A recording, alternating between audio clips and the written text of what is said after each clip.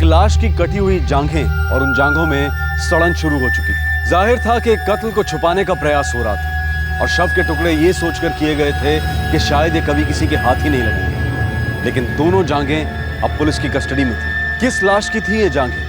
कौन था पीड़ित, कौन था कातिल और क्या थी इस कत्ल की कहानी? तूफानी समंदर की लहरों की तरह इस केस के उतार चढ़ाव ने भी इन्वेस्टिगेशन की नाव को काफी डोलाया।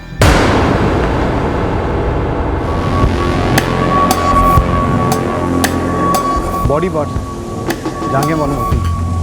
लगता है किसी ने लाश के टुकड़े टुकड़े करके बिखेर दिया है। सर विट्ठल शिंदे और नाइक को सर्च पर लगा दिया है, पूरा एरिया छान रहा है। फिर यहाँ पर समुद्र का पानी आता है हाई टाइड में, हो सकता है ये टुकड़े उसमें बहकर यहाँ आए हैं। मशवरों से भी बात की है, समुद्र में लुकआउट किया।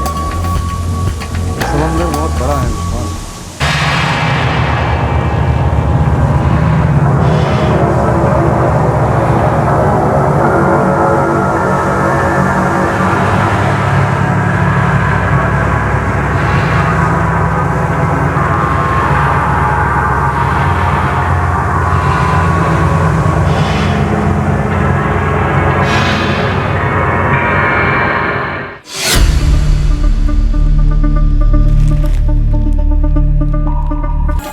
सर शिवखेड़ की पूरी खाड़ी छान मारी, अब तक कुछ नहीं मिला। तो ढूंढो और ढूंढो, तब तक ढूंढो जब तक कुछ मिल ना जाए।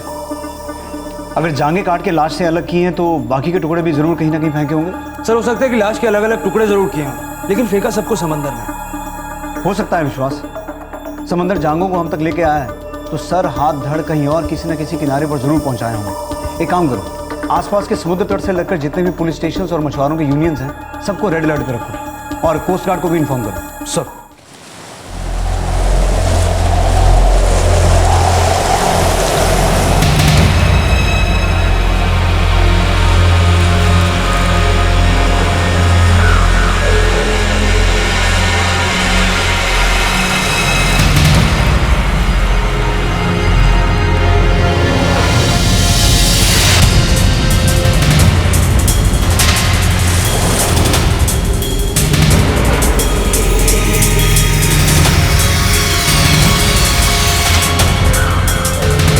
शिवखेड़ की खाड़ी में एक लाश की दोनों जांघें मिली हैं। सारे पुलिस स्टेशन को इतला किया जा रहा है कि उनके इलाके में इस लाश के बाकी के टुकड़े मिलने की संभावना है और हर मुमकिन एरिया पर सर्च पार्टी भेजी जाए।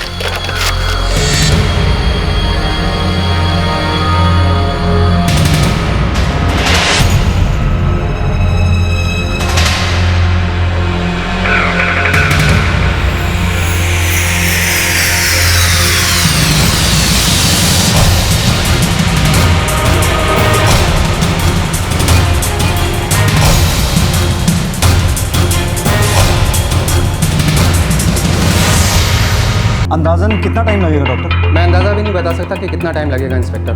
फॉरेंसिक मामला है, वो लोग ही शायद आपको एक रफ टाइमलाइन दे सकें, लेकिन एक बात तो है, वक्त लगेगा काफ़ी। Thank you doctor. सर 48 घंटे हो चुके हैं लाश के टुकड़ों को मिलकर। हमारी टीम के अलावा 7 और पुलिस स्टेशन के एरिया में दिन रात सर्च हुई, लेकिन कुछ नहीं मिला। इन 7 पुलिस स्टेशन से मिसिंग कंप्लेंट्स मंगवाओ। सर ये जांघें हमें 18 अप्रैल को मिली थी, तो 11 अप्रैल से 18 अप्रैल तक के मिसिंग कंप्लेंट्स मंगवाता हूँ। ओके।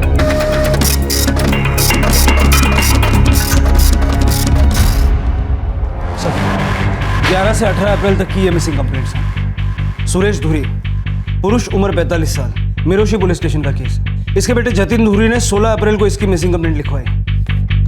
दूसरा केस है अनीता कदम, महिला, उम्र 32 साल। इसके पति शरद कदम ने 17 अप्रैल को इसकी मिसिंग कंप्लेंट दर्ज करवाई। और सर तीसरा केस है उमेश भोर, पुरुष, 26 साल। सर ये अपने पालघर पुलिस स्टेशन का केस है। अपना केस है? अपना कांस्टेबल जगताप इसको देखा। जगताप को बुलाओ। ये उमेश भोयर का क्या केस है? सर उमेश के आई बाबा आए थे 17 अप्रैल को शिकायत दर्ज कराने। मेरा बेटा उमेश कल रात से घर नहीं आया। कहाँ काम करते हैं? पालघर कंटेनर यार्ड में हेल्पर है साहब। साहब मैं पालघर कंटेनर यार्ड गया था पूछताछ करने के लिए। वहाँ बोले उमेश भोयर 16 अप्रैल को ड्यूटी पर आया था, पर उसके बाद कहाँ गया मालूम नहीं। उसके फ़ोन रिकॉर्ड? सर 16 की रात को स्विच ऑफ हो गया। आखिरी कॉल अपने दोस्त राशिद अनवर को किया उसने। ये राशिद क्या बोला? साहब मैं राशिद अनवर और उसके बाकी दोस्त दानिश अजीज और गुरु दावने से मिले। वो बोले थे उमेश भोयर अच्छा लड़का है, कोई लफड़ा वगैरह नहीं, पर एक लोचा है सर। क्या लोचा? साहब उसके सारे दोस्त गंजेड़ी हैं और वो बोल रहे थे कि उमेश भोईर भी गंजेड़ी था। हाँ साहब, हम लोगों का तो रोज़ रात को मिलना होता है साहब, लेकिन उमेश नहीं था।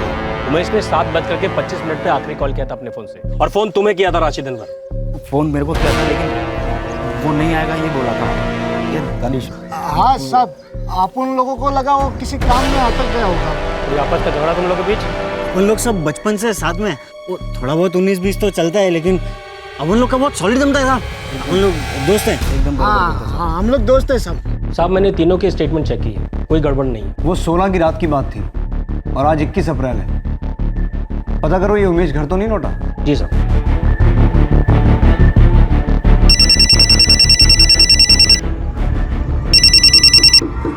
हेलो। कांस्टेबल जगताप बोल रहा हूँ पालघर पुलिस स्टेशन से। हाँ हाँ साहब, क्या हुआ? कुछ पता चला हमारे उमेश का? मैं आपसे ही पूछने जा रहा था, कुछ खबर उमेश की? हमें कहाँ से खबर मिलेगी साहब? आप लोग ही माई बाप हो, जो कुछ करोगे आप लोग ही करोगे। ठीक है, हम बताएंगे आपको अगर कुछ पता चला तो। क्या बोले?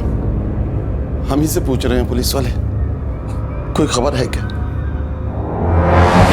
विश्वास, ये उमेश भोईर गंजेड़ी के बारे में सारी जानकारी हासिल करो। कांस्टेबल जगताप की टीम काम पर लग गई है सर। गुड। और ये जो बाकी के 2 मिसिंग केसेस हैं, अनीता कदम और सुरेश धोरी, इनके बारे में भी सारी जानकारी निकलवाओ। सर, हम ह्यूमन थाइस को एनालाइज कर रहे हैं inspector, but I am sorry, मैं आपको टाइम फ्रेम नहीं बता पाऊंगा। मिस्टर श्याम, आपकी रिपोर्ट आने के बाद ही सही मायने में हमारा केस किक स्टार्ट होगा। उससे पहले तो हम अंधेरे में तीर चलाते रहेंगे। मैं समझ सकता हूं सर, बट हमारी भी मजबूरी है। देखिए, बहुत सारे केसेस पेंडिंग हैं और सारे केसेस आपके केस की तरह इंपॉर्टेंट हैं। मैं आपको इतना प्रॉमिस करता हूं कि मैं डबल स्पीड में काम करूंगा, बट इस वक्त टाइमलाइन बताना बहुत मुश्किल है।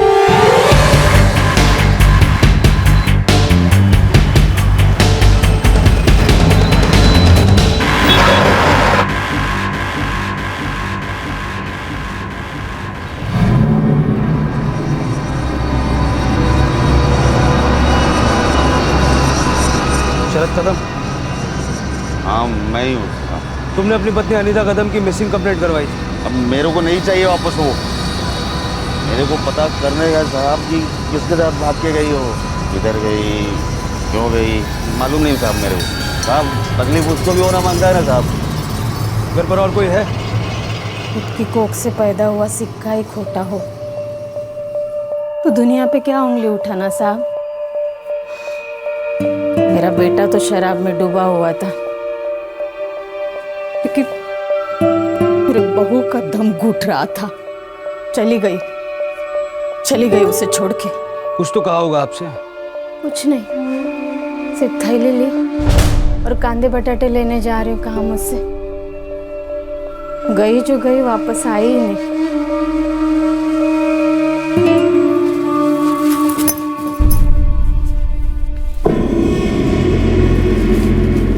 आई, बटाटे खत्म हो गए, कांदे भी 2 ही 3 बचे हैं, मैं लेके आती। क्या करती बेचारी, ना औलाद का सुख ना पति का प्यार। घर ही नहीं रहा साहब हमारा, कैसे रहती उसके साथ। सारा दोष मेरे बेटे शरद का है। हाँ, कहीं अपने मायके तो नहीं गई? नहीं, फोन करके पूछा मैंने मेरे समधन को, उसकी भी हालत बहुत खराब है।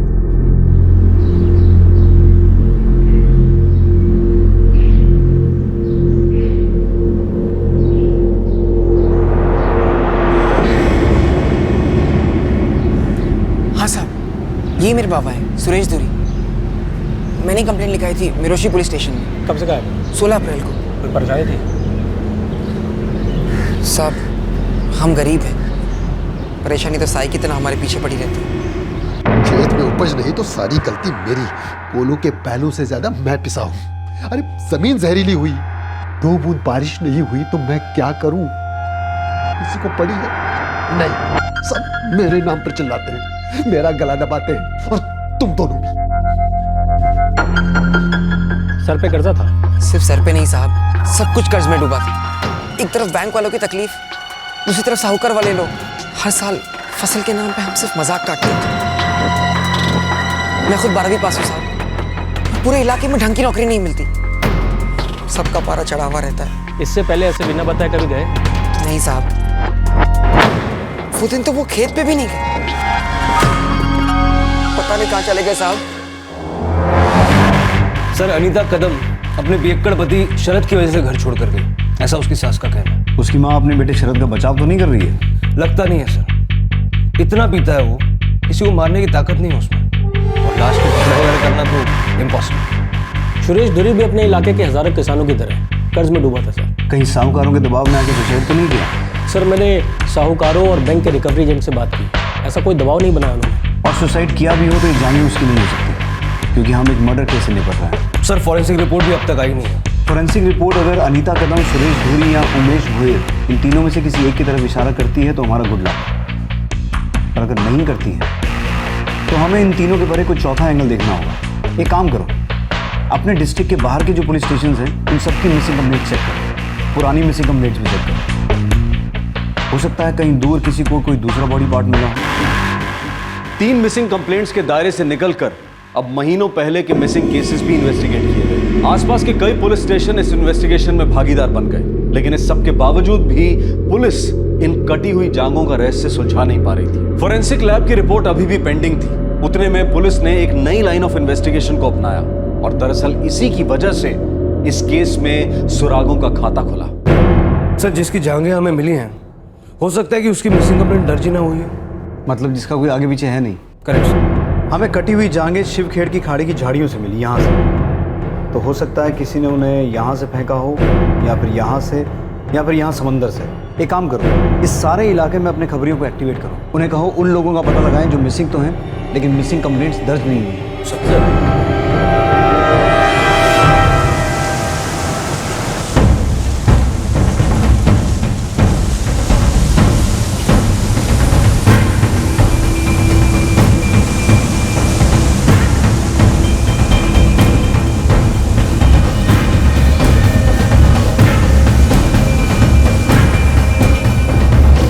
साहब आपका निशाना एकदम सही जगह पे लगा है।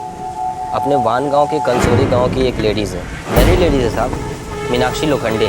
साहब वो मिसिंग है, लेकिन उसके हस्बैंड ने कोई कंप्लेन नहीं लिखाया है। पति का नाम क्या है? नीलेश लोखंडे नाम है साहब, इधर एक छोटी सी फैक्ट्री में काम करता है। और ये मीनाक्षी लोखंडे कब से मिसिंग है? साहब ये गाँव वाले बता रहे थे कुछ 3-1 महीने से मिसिंग है। 3 महीने? हो साहब, और ये नीलेश एकदम मज़े में रह रहा है, ना कोई कंप्लेन ना कोई टेंशन, एकदम बिंदास साहब।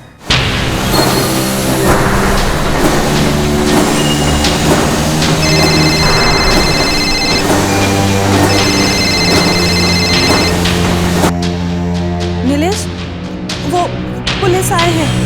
क्यों? मीनाक्षी के बारे में पूछ रहे हैं। कुछ मत पता ना, मैं अभी आता हूँ।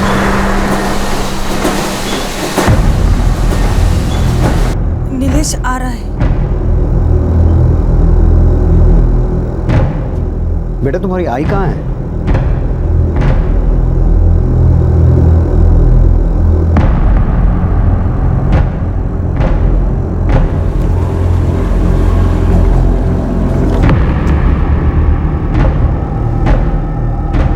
बेटा जाओ बाहर जाके खेलो। मीनाक्षी, मीनाक्षी 3 महीने से गायब हो, लेकिन तुम उसे ढूंढ नहीं रहे हो। इसका मतलब है तुम्हें पता है वो कहाँ है? नहीं सर, मैं नहीं जानता। मैं ढूंढ इसलिए नहीं रहा हूँ, वो और मैं पहले से एक दूसरे को खो चुके हैं। अब कोई मतलब नहीं उसे ढूंढने का। मैं खुश हूँ बच्चों के साथ। वो तुमसे ना खुश थी? मैं खुश नहीं था उससे, शर्म के मारे गर्दन झुक जाती थी मेरी। ऐसा भी क्या शर्मनाक काम करती थी तुम्हारी बीवी? लत लग गई थी उससे। कैसी लत? मेरी पत्नी को मर्दों की लत लग गई थी। हर हफ्ते कोई नया, मुझसे पेट ही नहीं भरता था उसका। नाम जानकर क्या करोगे? कुछ करोगे? सच में कुछ करोगे? दिगंबर नाम है ना उसका। चलो अच्छा है, नाम जान लिया तो ये भी जान लिया होगा कि उसमें ऐसा क्या है जो तुम में नहीं है। क्या नहीं करता हूं तुम्हारे लिए? अच्छा कमाता हूं, सारे पैसे तुम्हारे हाथ में देता हूं, 2 प्यारे बच्चे अपने, उन्हें छोड़कर तुम अलग अलग मर्दों के साथ घूमती फिरती हो, पता नहीं क्या क्या करती हो। यही तो रोना है कि तुम्हें पता नहीं कि क्या करती हो या फिर कैसे किया जाता है। मीनाक्षी, क्या चाहिए तुम्हें? 2 बच्चे और हाथ में तनख्वाह देने से एक औरत की जरूरत पूरी नहीं होती। एक असली औरत को असली मर्द ही चाहिए जो उसकी हर जरूरत पूरी कर सके। और इससे ज्यादा और तुम्हें क्या समझाऊं? तेरे हिसाब से मैं असली मर्द नहीं हूं?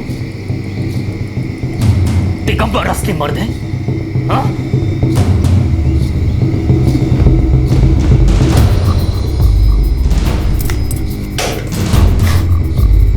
मैं तो डर गई।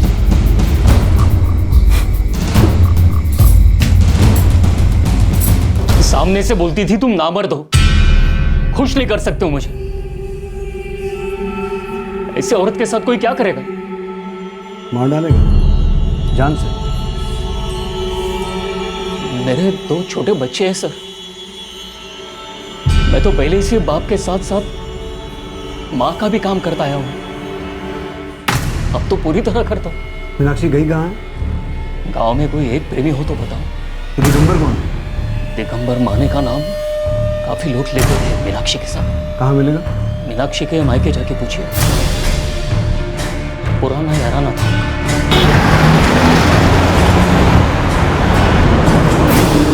सर ये नीलेश लोखंडे आदमी तो सीधा लगता है, पर विश्वास ऐसा कहीं लिखा तो नहीं है कि सीधा आदमी झूठ नहीं बोल सकता या मर्डर नहीं कर सकता। हो सकता है 3 महीने तक उसके अंदर चिंगारी सुलगती रही हो और एक दिन उसने जाकर भड़ास निकाल दी, मार डाला मीनाक्षी को।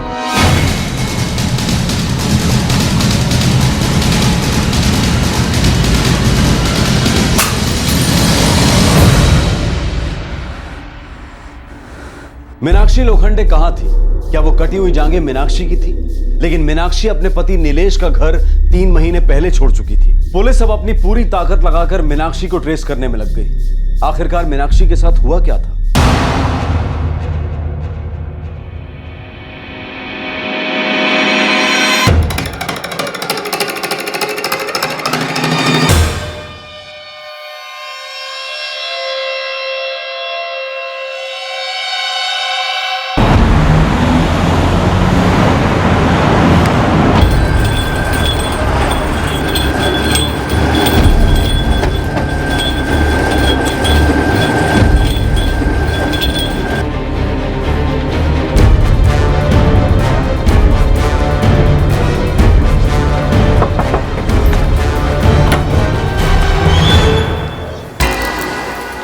जी मीनाक्षी का मायका यही है?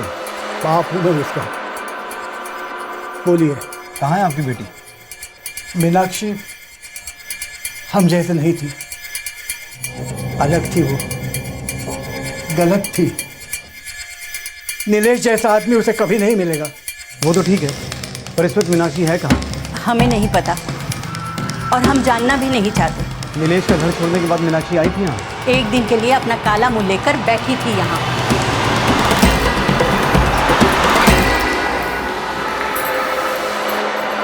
मीनाक्षी बड़े दिल वाला है नीलेश, तेरी सारी करतूतों को माफ कर देगा। वापस चले जाओ उसके पास। अरे आई, क्या करने का ऐसे बड़े दिल वाले का जो मेरे छोटे छोटे अरमान भी पूरे नहीं कर सकता। अरे लानत है तेरे अरमानों पर, जिसमें ना तो तेरे पति शामिल है और ना ही तेरे बच्चे। उनका तो ख्याल कर, कम से कम उनके बारे में तो कुछ सोच। मुझे पूरी जिंदगी में जितना सोचना था ना, मैंने पिछले कुछ दिनों में सोच लिया है। बस अब मैंने सोचा है कि मैं अपने मन की ही करूंगी, ना किसी से डरूंगी और ना ही किसी से कुछ पूछूंगी। एक दिन के लिए आई थी यहाँ पर, आप दोनों का इतना सारा प्यार मिला कि अब पूरी जिंदगी यहाँ आने की जरूरत नहीं पड़ेगी मुझे। मीनाक्षी, कहाँ गई वो बैग लेकर? उसी से पूछिए, दिगंबर माने से। कहाँ रहता है दिगंबर? यही देऊर में। सर, दिगंबर का घर लोकेट, एक कांस्टेबल को वहाँ पर तैनात किया। वो कह रहा है कि घर पर ताला है और काफी दिनों से ताला है।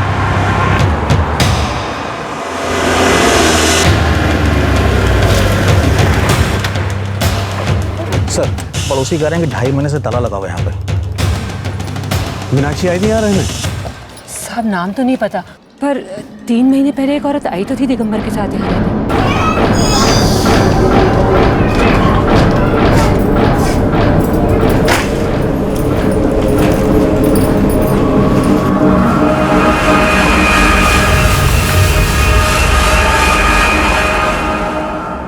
हाँ साहब यही है, पर ये तो किसी और की पत्नी है। कहाँ गए ये दोनों, मीनाक्षी और दिगंबर? अब मुझे कैसे पता होगा साहब, बस इतना बता सकती हूँ कि दिगंबर यहाँ पास में एक फैक्ट्री में सर्विस करता था। विश्वास, ताला तोड़वा दो।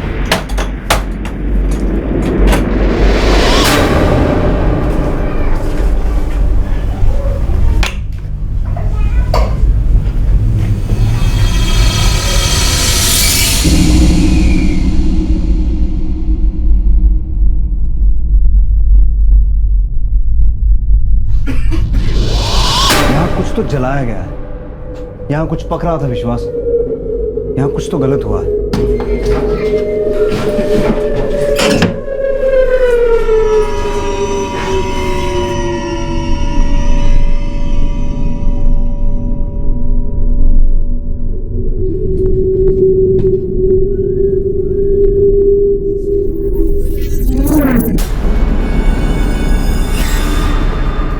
सर, आप सही कह रहे थे, 2.5 महीने पहले यहाँ काफी कुछ पक रहा था।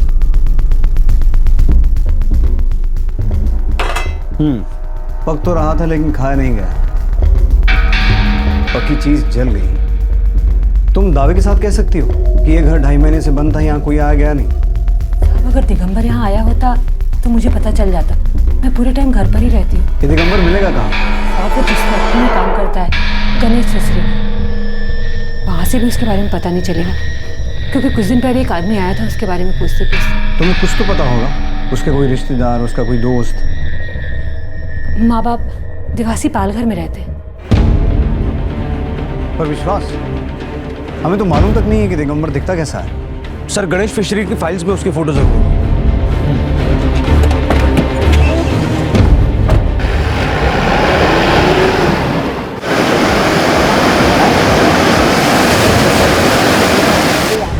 तो ऐसा दिखता है दिगंबर मानो? सर, बात समझ में नहीं आई। 2.5 महीने पहले दिगंबर और मीनाक्षी दोनों यहाँ से गायब और दोनों अब तक गायब। विश्वास, मुझे लगता है हम एक नहीं 2 मर्डर सुलझाने वाले हैं। सर, आपको लगता है इस नीलेश ने? हाँ, बिल्कुल हो सकता है। नीलेश ने दोनों का मर्डर किया और बॉडीज को काट के अलग अलग जगह फेंक दिया। कई मिसिंग कंप्लेंट्स को फॉलो अप करने के बाद अब वो एक औरत को खोज रहे थे जिसका नाम था मीनाक्षी लोखंडे और जिसका आता पता एक राज था। मीनाक्षी के चोट खाए पति नीलेश लोखंडे को लग रहा था कि मीनाक्षी अपने एक प्रेमी दिगंबर माने के साथ कहीं भाग गई है। अब सवाल यह उठ रहा था कि क्या यह केस वाकई एक जेलस पति द्वारा हत्या का केस था या फिर इस केस की हकीकत बिल्कुल ही अलग थी।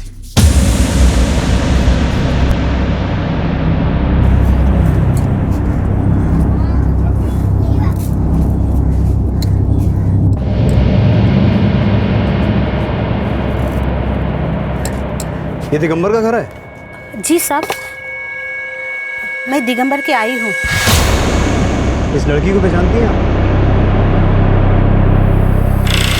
नहीं साहब, बात क्या है? दिगंबर आया था यहाँ करीब 2.5 महीने पहले। दिगंबर यहाँ आया, बोला वहाँ वान गांव में काम नहीं करने वाला है, यहीं रहेगा, यहीं काम करेगा। दिगंबर यहाँ है? हाँ।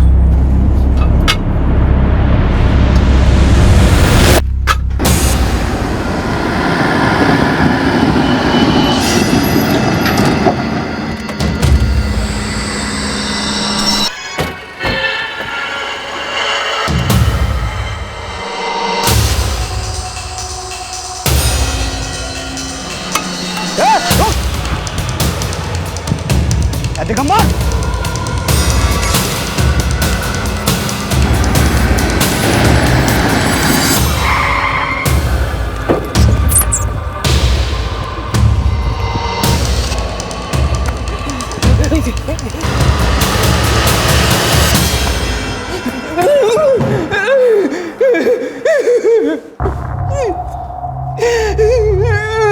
साहब, मुझे सच में नहीं पता मीनाक्षी कहाँ है। तुझे ये नहीं पता मीनाक्षी की लाश कहाँ है। अब तूने उसकी लाश के इतने टुकड़े करके यहाँ वहाँ फेंके तो याद कैसे होगा, है ना? साहब क्या बोल रहे थे, कुछ समझ नहीं पा रहा हूँ साहब। कोई बात नहीं, कोई बात नहीं। जब उनका लगा के एक एक हड्डी तोड़ेंगे ना तेरी, तो सब अपने आप उगलेगा। विश्वास, जगताप, इतने दिनों की पूरी कसर निकाला।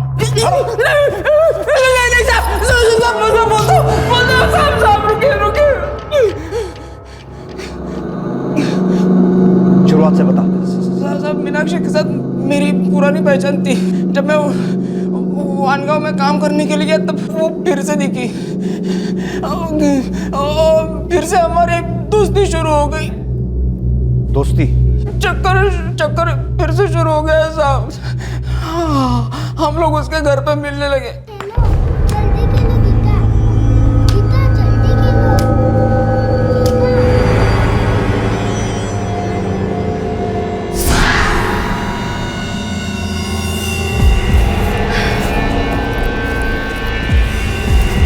दिगंबर चल ना, कहीं भाग चलते। 16 साल की थी तब अगर बोलती तो सोच भी लेता। अब तेरी शादी हो गई है, 2 बच्चों की माँ है, भागकर कहाँ जाएंगे? बच्चों को मैं संभाल लूंगी, लेकिन उस नीलेश के साथ ना सारी जिंदगी मैं नहीं रह सकती। क्यों? इसमें क्या कमी है? कुछ नहीं, बस उसमें ना तेरी वाली बात नहीं है। मेरी वाली बात वो तो कई सारे लोगों में है। अभी मेरे साथ भागेगी, फिर मेरे से भी उब जाएगी, फिर किसी और की बात में दम लगेगा, है ना? दिगंबर, तू मुझ पे शक कर रहा है ना? शक ना करने का कोई कारण है? सब मैं कभी नहीं चाहता था कि वो अपने पति को, बच्चों को छोड़े। मतलब तू बिल कभी भरना ही नहीं चाहता था, फोकट में मजा मारना चाहता था बस, है ना? नहीं साहब, मैं बात को आगे बढ़ाना ही नहीं चाहता था। 3 महीने पहले बिना कुछ बताए वो सीधा मेरे घर आ गई।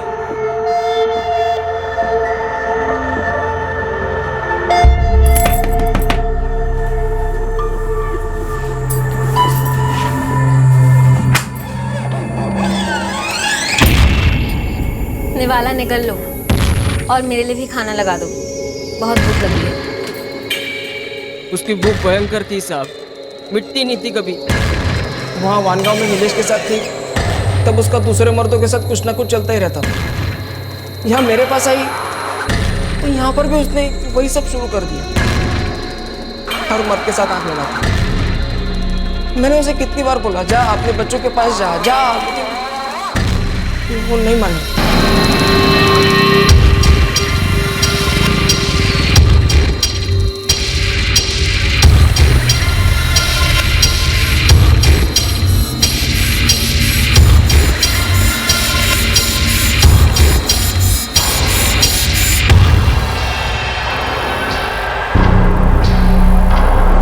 सच कहता हूँ साहब, मेरा कोई प्रेम वेम नहीं था और ना ही उसका था। ना तो मैं उसके साथ शादी करना चाहता था और ना ही वो करना चाहती थी। उसे बस यहाँ रहना था और अपनी मर्जी का करना था, और जो कि मुझे मंजूर नहीं था। और एक दिन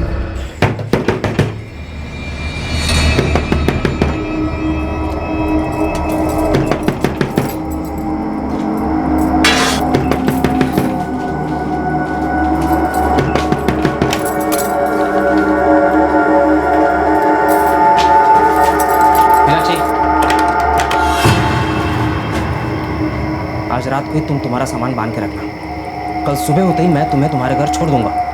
क्यों? क्योंकि तुम मुझे यहाँ पर नहीं चाहिए, इसलिए। क्यों? क्या क्यों क्यों लगा रखा है? मैं तुमसे शादी वादी करने वाला तो हूँ नहीं। पलटी मार रहे हो। मैंने अपना घर, अपने बच्चे सब कुछ छोड़ दिया। क्यों? क्योंकि तूने कहा कि तू मुझसे शादी करेगा। सारी छोटी, मैंने तुमसे कब कहा मैं तुमसे शादी करूंगा? हर चीज बोलने से नहीं समझी जाती है दिगंबर। तूने मुझे अपने प्यार का वास्ता दिया, मेरे साथ प्यार के संबंध बनाए, और मैंने अपना घर छोड़ दिया, बच्चे छोड़ दिए, पति छोड़ दिया। इसका मतलब तो यही समझा जाता है ना दिगंबर कि तू मुझसे शादी करेगा। प्यार, शादी, ये शब्द ना तुम्हारे मुंह से अच्छे नहीं लगते। तुम्हें सिर्फ तन की भूख पता है, शादीशुदा होने के बावजूद गैर मर्दों से तुम उसे मिटाती रहती हो और ये गंदगी तुमने यहाँ पर भी शुरू कर दी। मुझे सब पता है, समझी? शादी कर ले मुझसे दिगंबर, सब बंद हो जाएगा। बोलना कब कर रहा है मुझसे शादी? आइंदा कभी मुझ पर हाथ उठाया तो जिंदगी भर भूलेगा नहीं मुझे। सीधे जाऊंगी पुलिस स्टेशन और लिखाऊंगी रिपोर्ट, कहूंगी कि तुमने मुझे अपने प्यार में फंसाया। फिर देखना पुलिस को भी मेरी ही बात पे विश्वास होगा। से लेने के देने पड़ेंगे ना कि भीख मांगोगे मुझसे शादी करने के लिए, समझे?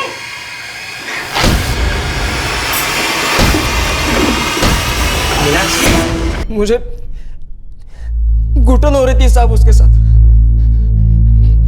गुस्से में मैंने क्या कर दिया कुछ समझ में नहीं आया, बस कर दिया। और फिर तूने मीनाक्षी की लाश के टुकड़े टुकड़े कर दिए और पूरे इलाके में बिखेर दिए, ये समझ करके हम तक तो कभी पहुंचेंगे नहीं, है ना? क्या क्या क्या क्या साहब? मीनाक्षी की लाश को ठिकाने नहीं लगा? लगा ना साहब, मैं कहाँ इनकार कर रहा हूँ साहब। लेकिन मैंने मीनाक्षी की एक उंगली तक नहीं काटी साहब, सच में।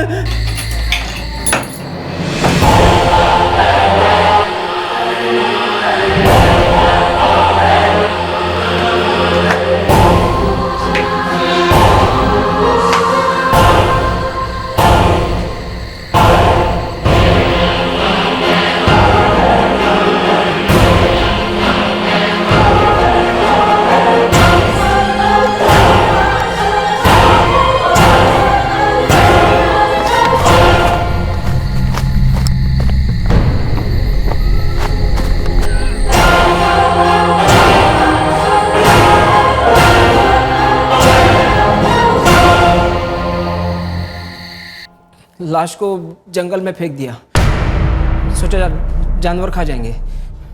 उसके बाद मैं वापस अपने घर लौटा ही नहीं, सीधा अपने गांव चला गया दिवाशी आई के पास।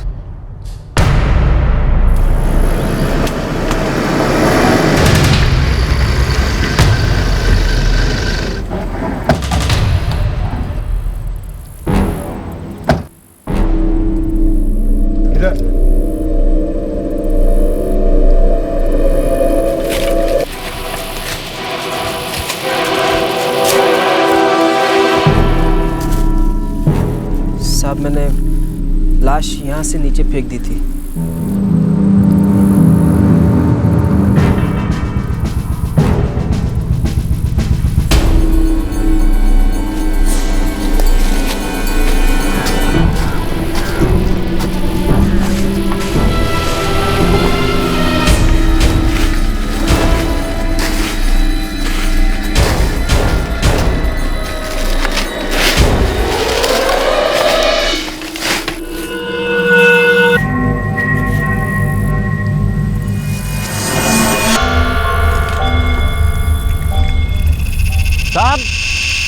बोनी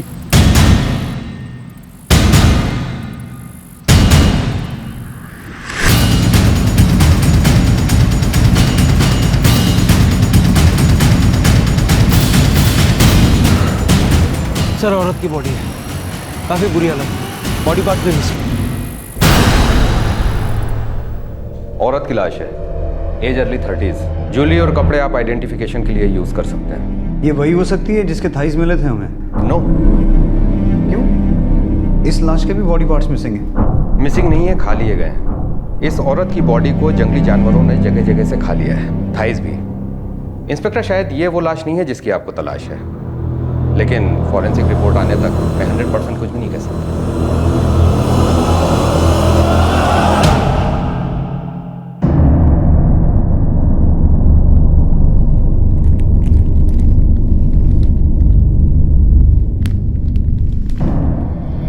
ये मीनाक्षी की साड़ी, ये जेवर शादी के वक्त बनाए थे।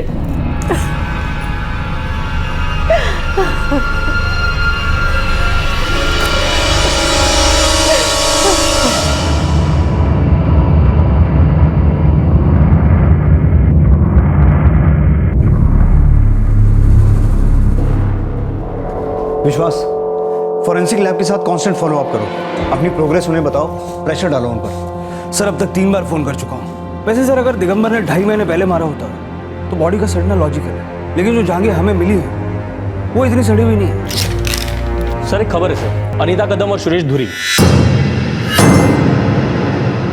वो दोनों अपने घर आ गए साहब।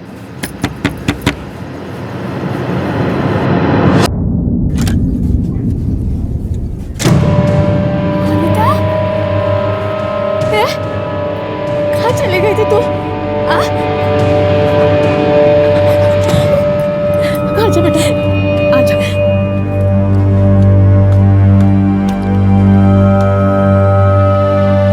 बाबा, बाबा आप,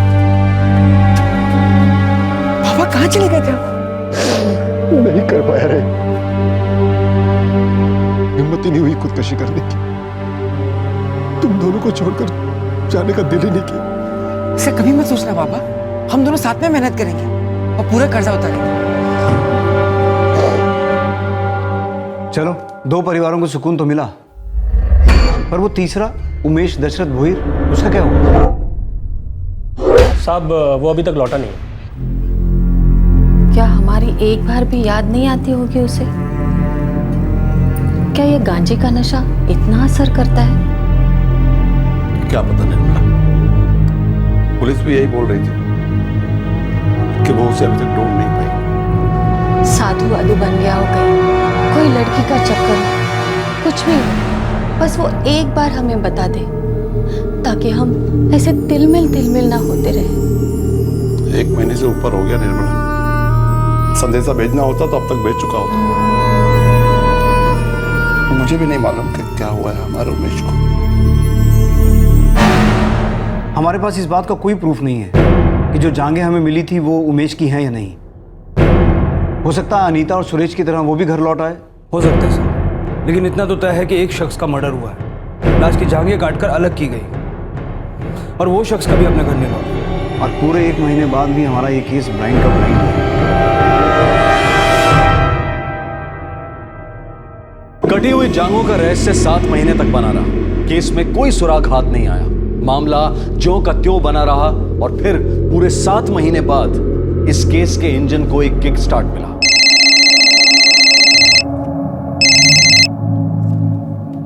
बोलिए डॉक्टर श्याम। ऑफिसर, वो ह्यूमन थाइस की एनालिसिस हो चुकी।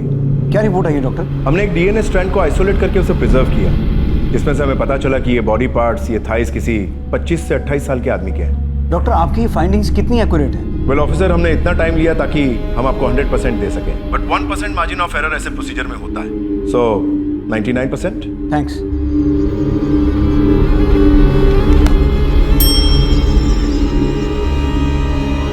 विश्वास, फोरेंसिक रिपोर्ट आ गई। मेल 25 से 28 साल।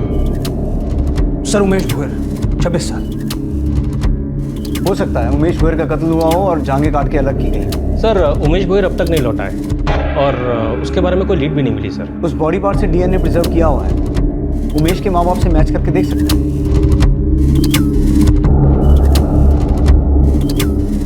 साहब ये डीएनए है क्या? क्यों करवा रहे हैं हम? दशरथ जी, हमें एक लाश की जांघें मिली। डॉक्टर्स के हिसाब से ये लाश किसी आदमी की है जिसकी उम्र 25 से 28 साल के बीच की है। हमें ये जांघें 18 अप्रैल को मिली थी और आपका बेटा 16 अप्रैल से गायब है। डीएनए समझ लीजिए कि आप दोनों के खून का अंश उस लाश के खून के अंश के साथ मैच किया जाएगा। अगर ये मैच नहीं हुआ तो हम आपके बेटे उमेश की खोज जारी रखेंगे।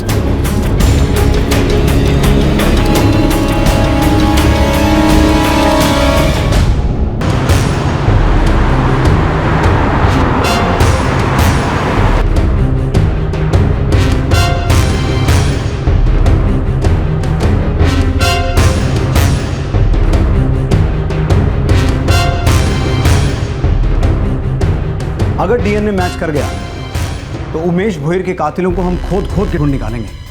लेकिन सर अगर ये डीएनए मैच नहीं हो पाया तो हम फिर से उसी पॉइंट पर आ जाएंगे जहां से हमने इस केस की शुरुआत की, यानी कि हमारे पास रह जाएगी सिर्फ कटी हुई जांघें, जो कि 25 से 28 साल के किसी पुरुष को। 7 महीने से घर वापस नहीं आया हमारा उमेश। एक फोन भी नहीं किया उसने। क्या हमारा उमेश हमें छोड़ के चला गया होगा इस दुनिया से? काश के ऐसा ना हो, काश के वो डीएनए टेस्ट मैच ही ना हो और हमारा उमेश कभी लौट के आए ही ना, एक आस तो बनी रहेगी कि एक न एक दिन आएगा लौट के, शायद अपने चरस गांजे की लत से निकल के बाहर। उस दिन के ठीक 2 हफ्ते बाद डीएनए रिपोर्ट पेश हुई। इस रिपोर्ट के रिजल्ट ने भोईर परिवार पर एक दर्दनाक कहर बरसाया, पर दूसरी तरफ इस रिपोर्ट ने इस ब्लाइंड केस की अंधी गली की दीवार में एक छेद कर दिया। दशरथ जी, Nirmala ji, DNA sample match हो गया है। हमें जो लाश की जांघें मिली थी वो आपके बेटे उमेश की है।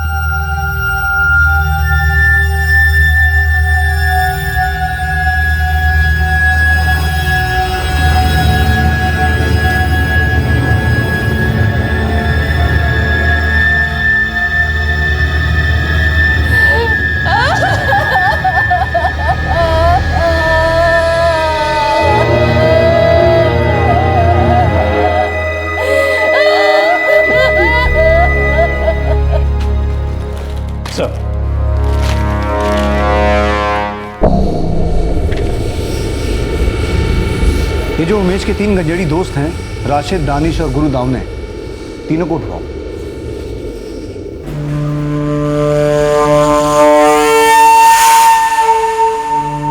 एक और हो जाए।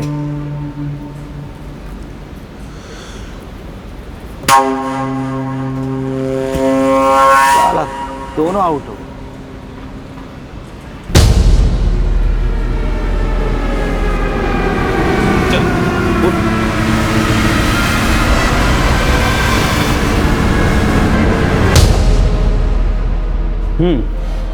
चलो शुरू करो।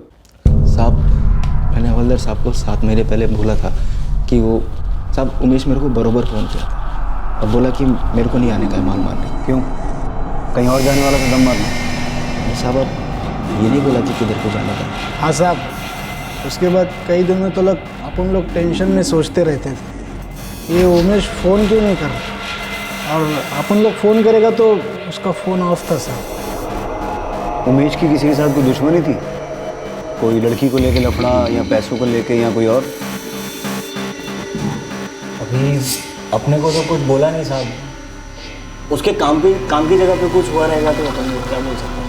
वही साहब, कंटेनर यार्ड का कितना गर्दी रहता है वहाँ पे कारखाने के अंदर।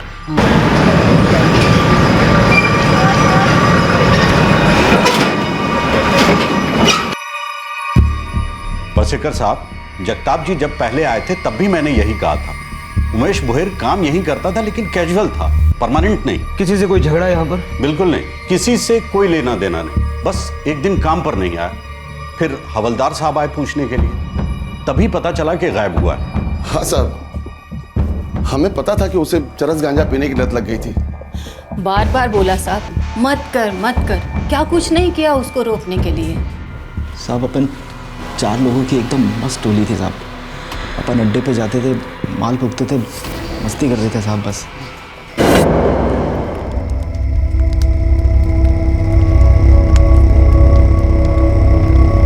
अबे स्लो मोशन में बना रहा है क्या? भाई बूट पॉलिश नहीं है ये, असल माल है मनाली का। वक्त दो भाई, वक्त।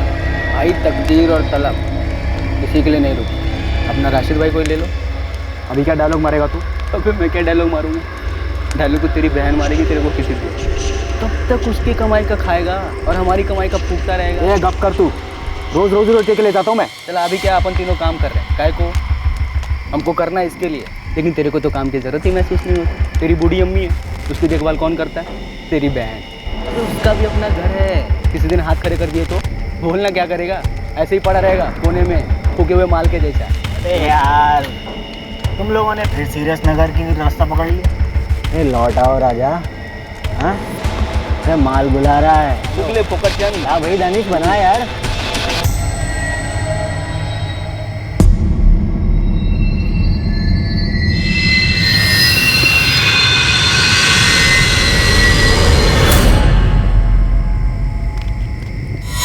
तो उमेश, दानिश और गुरु, इन तीनों के पास नौकरी थी, और राशिद तू बेरोजगार था। हाँ साहब, अभी बैड लक चल रहा है आजकल। और ये बैड हैबिट, चरस गांजे की लत, ये कब से चल रही है? तो याद किधर रहता है साहब? तेरे को राशिद याद है क्या कभी तू पहली बार माल फूका था? हम लोग लिमिट में फूकते साहब, बस काम करते करते थोड़ा टाइम पास। तू दिन भर घर पे रहता है, दिन भर फूकता है क्या? नहीं साहब, ये सच नहीं है साहब। तो सच क्या है? तो कुछ तो छुपा रहा है यार मुझसे। नहीं साहब, कुछ तो नहीं, एकदम सच बोल रहा हूँ साहब। तो सुन राशिद, और तुम दोनों भी, दानिश और गुरु, तुम्हारे दोस्त उमेश का हुआ है मर्डर, कत्ल, और उसके बाद उसकी लाश के टुकड़े टुकड़े किए गए हैं, समझे? अब हम यहाँ टाइम पास करने तो बैठे नहीं। अगर हमें ज़रा सी भी भनक लगी ना कि उसके कत्ल में तुम्हारा कोई दखल है, तो तुम तीनों के भी वैसे ही टुकड़े किए जाएंगे, पर तुम तीनों की हालत उससे बदतर होगी। क्यों साहब? क्योंकि तुम तीनों जिंदा रहोगे, रेंगते रहोगे जेल में। साहब अपन लोग ने कुछ किया नहीं है साहब। साहब आई शपथ अपन सच बोलता है साहब। अपन लोग तो उसको फोन लगा, कुछ याद आए तो बुरा नहीं। वो हर जगह अपनी बाइक पर ही जाता था साहब। लेकिन मिसिंग कंप्लेंट में तो कहीं नहीं लिखवाया कि उस रात भी बाइक पर ही गया था। क्यों नहीं लिखा गया पता नहीं, मैं तो बोला था। जगताप, इसमें बाइक के बारे में तो कुछ लिखा ही नहीं है। सब दशरथ बोयर ने जो बोला वही लिखा, उसने बाइक के बारे में कुछ बताया नहीं। दशरथ बोयर हड़बड़ी में भूल गया होगा सर। अगर उस रात वो बाइक पे था तो जाहिर सी बात है कातिल ने बाइक के भी टुकड़े कर दिए होंगे या बेच दी होगी। सर, उसके माँ बाप ने बताया कि वो गले में सोने की चेन भी पहनता था।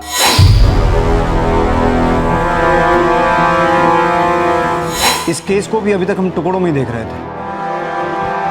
शायद इसकी पूरी तस्वीर को देखते और गहराई में जाते तो बहुत पहले हमारे हाथ कुछ लग जाता। हम बस उन दो कटी हुई जांघों के शौक में ही रह गए और ये छूट गया हमसे। बाइक और सोने की चेन के साथ साथ ये एक इम्पोर्टेंट लीड थी हमारे पास, ये कपड़ा जिसमें वो कटी हुई जांघें मिली थी। ये दरअसल बेडशीट का हिस्सा है। मुझे उमेश भोयर के कॉल रिकॉर्ड चाहिए, शायद उसमें भी कुछ छूट गया है हमसे। सर। जगताप सर। उमेश के 3 गंजेड़ी दोस्त, मुझे पूरी डिटेल चाहिए उनकी। हो सर। 26 साल का एक जवान आदमी मारा गया है। प्रॉपर्टी एंगल रूल्ड आउट है क्योंकि गरीब बैकग्राउंड है। दुश्मनी का एंगल हो सकता है। जवानी में दुश्मनी मतलब लड़की का एंगल भी हो सकता है। उमेश भोयर मिसिंग केस अब उमेश भोयर मर्डर केस बन गया था। पुलिस को नए सिरे से शुरुआत करनी पड़ी। फाइनली इस केस को एक दिशा मिल गई थी, लेकिन मंजिल अभी काफी दूर थी।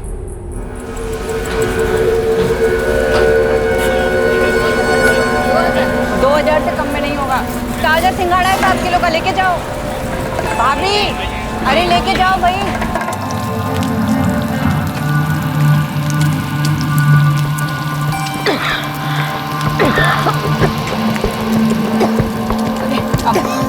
आराम से।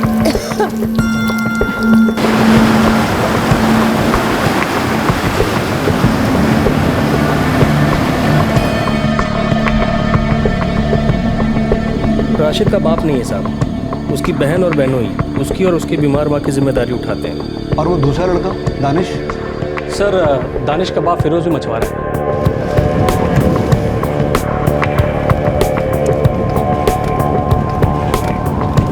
गुरुदाव ने अनाथ है, हिस्ट्री शीटर है, छोटी मोटी चोरियां कर चुका है सर। राशिद, दानिश और गुरु तीनों हिस्ट्री शीटर हैं। तीनों के पुलिस रिकॉर्ड्स हैं सर। उमेश का? उमेश का कोई पुलिस रिकॉर्ड नहीं है। उमेश को गांजे की लत कब से लगी? 1 साल पहले उमेश को गांजे की लत लगी। 1 साल पहले? जो आदमी 25 साल तक नशा ना करे और फिर उसे एकदम से गांजे की लत लग जाए, मतलब उसकी जिंदगी की चलना में कोई खास आग तो जरूर लगी होगी।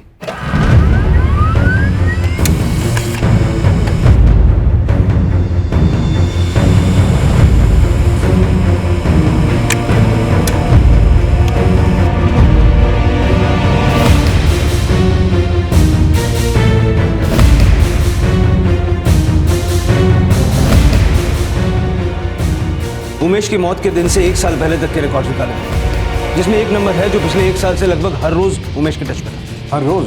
हर रोज, दिन में कई बार। गर्लफ्रेंड? गर्ल तो है सर, रुखसार बेग। कैसी फ्रेंड है ये जानना भी बात है। कौन है रुखसार बेग?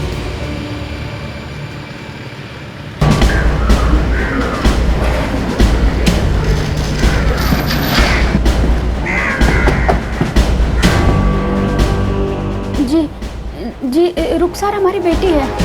क्या बात है साहब? इस वक्त कहाँ है रुखसार? वो अपने घर पे है, अपने शोहर सोहेल बेग के। कहाँ है उसका? चिंचिड़ी में।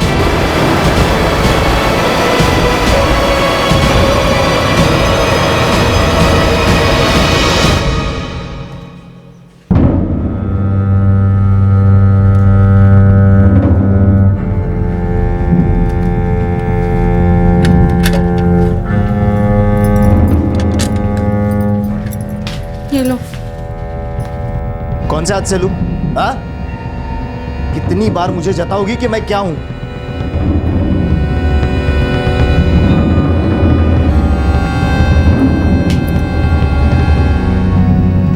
रुखसार 25 साल की है और 8 महीने पहले शादी हुई।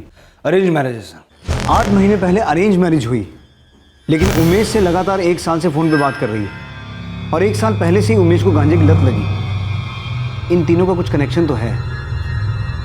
कनेक्ट करो। जी बोल रही हूँ, आप कौन? पालघर पुलिस स्टेशन से सब इंस्पेक्टर विश्वास पारसेकर बोल रहा हूँ। 7 महीने से आपके कॉल का इंतजार कर रही हूँ, जब से उमेश गायब हुआ है। तो आप उमेश के बारे में कुछ जानती हैं? जी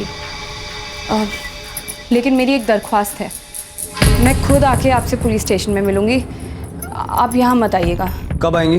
बस अभी निकल रही हूँ चिंचड़ी से। रुखसार बेग 7 महीने से पुलिस के फोन का इंतजार कर रही थी जब से उमेश गायब हुआ था, लेकिन उसने खुद कभी पुलिस को कांटेक्ट नहीं किया। कौन थी ये रुखसार बेग और वो ऐसा क्या जानती थी उमेश के गायब होने के बारे में या शायद उसके मर्डर के बारे में? तो रुखसार बेग, हम आपके घर आते तो कौन सा कह टूट पड़ता आप पर? मेरे पति शकी मिजाज के हैं। किस बात का शक है उन्हें? आपके और उमेश के रिश्ते को लेकर? उमेश और मैं बचपन के दोस्त, पड़ोसी था वो मेरा। बचपन का दोस्त, जवानी का बॉयफ्रेंड? जी नहीं, उमेश वो मेरे भाई जैसा था। पिछले 1 साल में फोन पर काफी बातें हुई आपकी अपने भाई समान उमेश से। भाई बहन का टच में रहना गुनाह है क्या सर? पिछले 1 साल में उसे गांजा की बहुत आदत पड़ गई थी। मैं दिन रात उसे फोन करके बस गांजा छोड़ने की कस्में दिया करती थी। आप पिछले 7 महीने से हमारा इंतजार कर रही हैं। क्यों? क्या बताना था? इंतजार कर रही थी सर क्योंकि मुझे मालूम था आप लोगों को ऐसा लगेगा कि हम दोनों के बीच कुछ है और आप मुझसे ज़रूर पूछेंगे। उमेश के गायब होने या उसके मर्डर के बारे में कुछ पता है आपको? कुछ नहीं सर, बस इतना चाहती हूँ कि जिसने भी उमेश के साथ ऐसा किया वो जल्द से जल्द पकड़ा जाए। रुखसार जी, मुझे क्यों ऐसा लग रहा है कि आप मुझसे कुछ छुपा रही हैं? सर अब मैं कैसे बोल सकती हूँ आपको कैसे और क्यों लग रहा है? मैं बस अपने बारे में बोल सकती हूँ और मुझे बहुत ख़राब लग रहा है सर। जिस इंसान की मैं इतने करीब थी वो इस तरह मारा गया। रुखसार बेग, आंखों में आंखें डालकर झूठ बोल रही है रुखसार बेग। सर लेडी कांस्टेबल लगा दी है, सर्विलेंस शुरू कर दी है। अब ये रुखसार 1 सेकंड के लिए भी हमारी और कानून की नजरों से दूर नहीं हट पाएगी।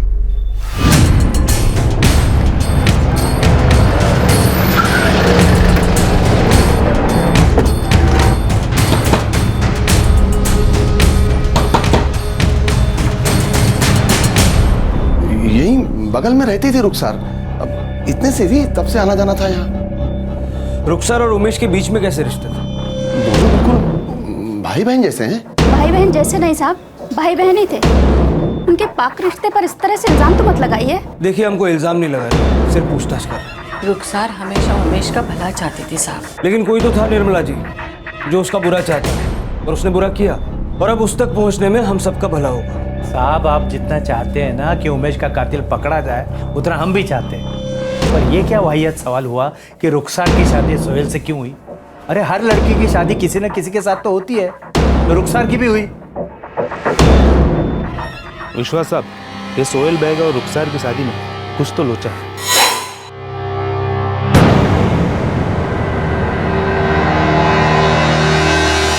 फैक्ट्री में काम करता था सोहेल, मशीन में हाथ गया और कट गया। हाथ शादी के पहले कटा या बाद में? शादी के काफी पहले कटा था। ये रुखसार के माँ बाप ने सोहेल को क्यों चुना? कोई खास वजह? वही तो लोचा है साहब। यहाँ बिरादरी में ये बात फैली है कि सोहेल को शादी के लिए लड़की नहीं मिल रही थी और वहाँ रुखसार की अम्मी अब्बू को पता नहीं कौन सी ट्रेन पकड़नी थी कि उसका हाथ इसने सोहेल के हाथ में दे दी। जोड़ी बोले तो तेल और पानी है साहब। सोहेल मुझे सही बंदा लगा इसलिए मैंने उसे चुन लिया। अब इस पे भी सवाल या निशान, यानी बाप को तो कोई हक ही नहीं है क्या? सर रुखसार के माँ बाप झूठ बोल रहे हैं। उनको ना सर किसी भी तरह से रुखसार को उस घर से उस मोहल्ले से दूर करना था। ऐसा क्या हुआ था वहाँ? साहब मैंने मोहल्ले में जाके पूछताछ की। ऐसा है ना सर कि रुखसार खूबसूरत है और मोहल्ले के लड़के उस पर मरते भी थे। ये तो हर मोहल्ले की कहानी। पर रुखसार रिटर्न फायरिंग भी करती थी। हबीबा और असलम 24 घंटे गैस पर रहते थे। अब तो घुसपुसा कर भी लोग बात नहीं करते, ना ही दबी जबान में कोई कुछ कहता। सामने से आकर कहते हैं लड़की को संभालो वरना मुंह काला कराएगी किसी दिन। कर करा कर और हम क्या कर सकते हैं। समझाया, डांटा, मैंने कितनी बार तो हाथ भी उठाया, तुम जानती नहीं क्या? तो कुछ फायदा हुआ? कुछ नहीं। मैं तो कहती हूँ हाथ उठाने से बेहतर है उसका हाथ किसी के हाथ में दे दीजिए। एक बार शादी हो गई तो सारा आशिकी का भूत उतर जाएगा सर से, और जब घर गृहस्थी बच्चों के चक्कर में पड़ेगी तो अपने आप लाइन पे आ जाएगी।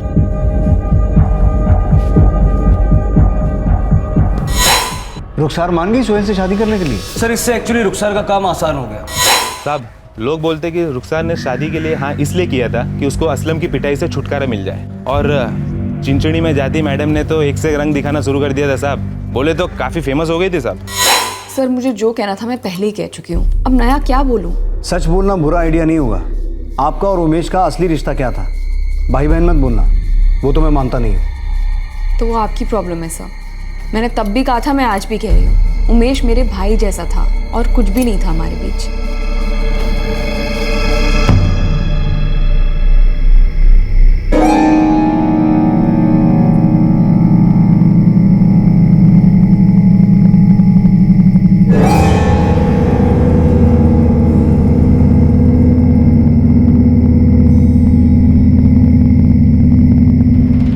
एक दूसरे को जानते थे साहब, अभी इससे ज़्यादा मतलब मेरे को मालूम नहीं है साहब।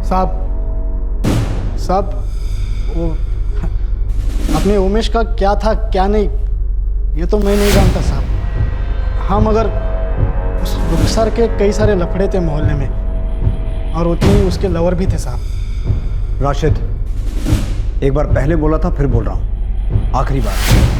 सच बोलेगा कम पिटेगा। बोल दे बोल।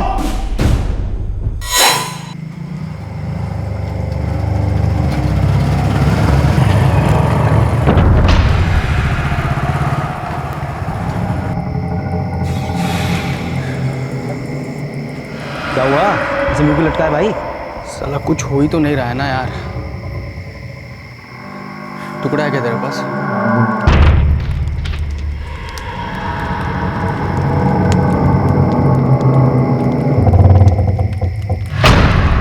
साइलेंट फिल्म का हीरो कुछ तो बोल।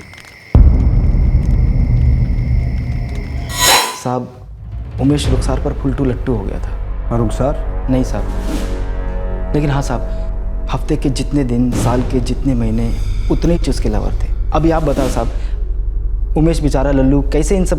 उमेश ने चरस गांजा क्यों शुरू किया था? अभी साहब देवदास आदमी और क्या करेगा साहब।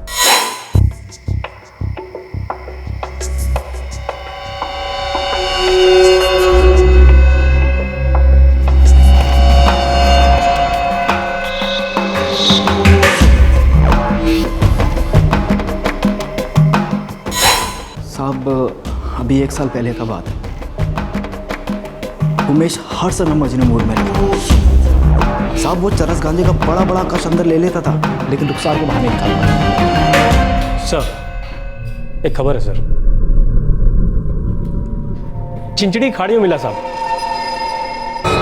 चिंचड़ी में तो रुखसार रहती है ना शादी के बाद? सर चिंचड़ी की छोटी खाड़ी में काफी दिनों से कचरा जमा हुआ था। पब्लिक ने शोर मचाया तो कॉर्पोरेशन ने टीम भेजी और कचरे में कटे हुए हाथ मिले। कटे हुए हाथ चिंचनी खाड़ी से मिले हैं, और रुखसार भी चिंचनी में ही रहती है अपने शक्की पति सोहेल बेग के साथ, जिसका खुद का एक हाथ कटा हुआ है।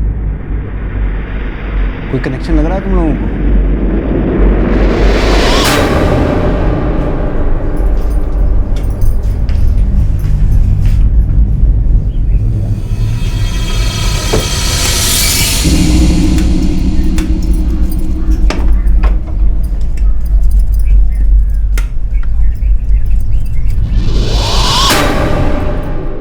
कटी हुई जांघें शिवखेड़ पालघर में मिली जहां उमेश रहता था, और 7 महीने बाद कटे हुए हाथ चिंचड़ी में मिले जहां रुखसार शादी के बाद रहती थी। 3 सवाल उठ रहे थे। पहला, क्या वो सड़े गले कटे हुए हाथ वाकई उमेश के थे? दूसरा, क्या रुखसार और उमेश के बीच में कोई रिश्ता था भी जिसकी वजह से मर्डर हुआ था? और तीसरा, वो ऐसा कौन था जिसे उमेश पर इतना गुस्सा था कि उस आक्रोश का अंजाम इतना भयंकर साबित हुआ? सुना है गुस्सा नाक पे लिए घूमते हो? जिसकी नाक कटती है साहब वही जाने गुस्सा क्या चीज है। तुम्हारी बीवी ने तुम्हारी नाक काटी और तुमने उसके यार को ही काट दिया। उमेश दशरथ भोयर, उसकी कटी हुई जांघें और हाथ हमें मिल चुके हैं।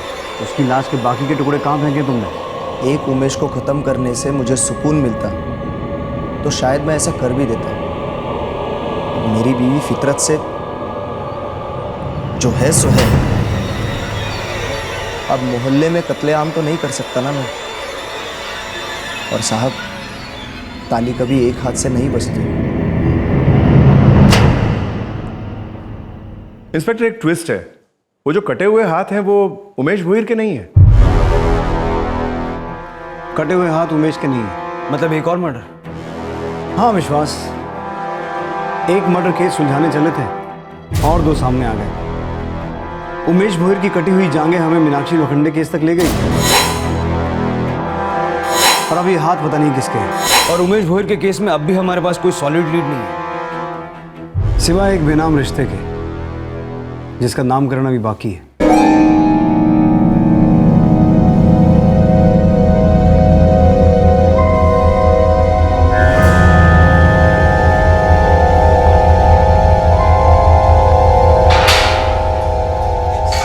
सब मुझे की बांध रखा है यहाँ पे साहब। तू मेरी नहीं गांजे की गिरफ्त में है राशिद।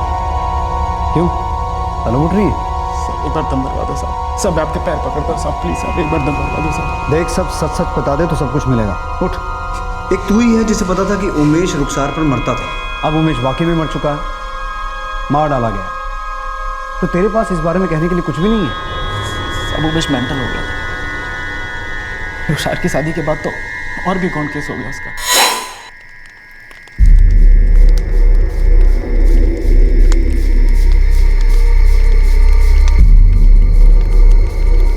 लाइन ही बिजी बता रहे। लाइन मारने वालों की कमी थोड़ी है, आप ही खड़े हो कतार में। वे ओ फोकरचंद, अपने ज्ञान की ना पूरी बना, समझे? ज़्यादा शांत पट्टी नहीं, ये कोई तरीका है बात करने का? जैसी औकात वैसा तरीका है। तू फोकरचंद क्या है ये फोकरचंद? घर में आईना है ना, जाके देख, मालूम पड़ेगा क्या होता है फोकरचंद। साहब, उमेश छोटी छोटी बातों पे चिड़चिड़ा हो जाता था, सुलग जाती थी उसकी। उस रुखसार ने उसके दिमाग का तही कर दिया था साहब। एक हफ्ते से राशिद को अंदर रखा है। केस 7 महीने से चल रहा है। अरे पर राशिद ने किया क्या है? वो नशा करता है, ये तो सबको मालूम है। कभी कभी नशे में लोग ऐसी चीजें करते हैं जो सबको मालूम नहीं होती, जो हम मालूम करते हैं। लॉकअप में। फिक्र मत कीजिए, मासूम है तो घर आ जाएगा। बेहद प्यार करता था उमेश तुमसे, भाइयों वाला नहीं, आशिकों वाला। सच है ना? झूठ है सर। मैं मानती हूँ वो भाई बहन वाली बात मैंने झूठ बोली थी, लेकिन उमेश का प्यार भी झूठ था सर। वो प्यार नहीं, वो पागलपन था और मेरी तरफ से कभी कुछ नहीं था। वो मुझे ब्लैकमेल कर रहा था। ब्लैकमेल? जी सर। वो मुझे कहता था कि मैं नशा करता हूँ तो तुम्हारे कारण, मैं मरूंगा तो तुम्हारे कारण। हर चीज़ का जिम्मेदार वो मुझे ही ठहरा रहा था सर, जबकि मेरी तरफ से कुछ नहीं था। जीना हराम कर दिया था उसने मेरा। फोन पे फोन, बेवक्त फोन। और तुमने फोन काटने की बजाय कॉलर को ही काट दिया। क्या कह रहे हैं सर? मैं नफरत नहीं करती थी उससे, मुझे फिक्र थी उसकी। भाई नहीं था, आशिक भी नहीं था, दोस्त था।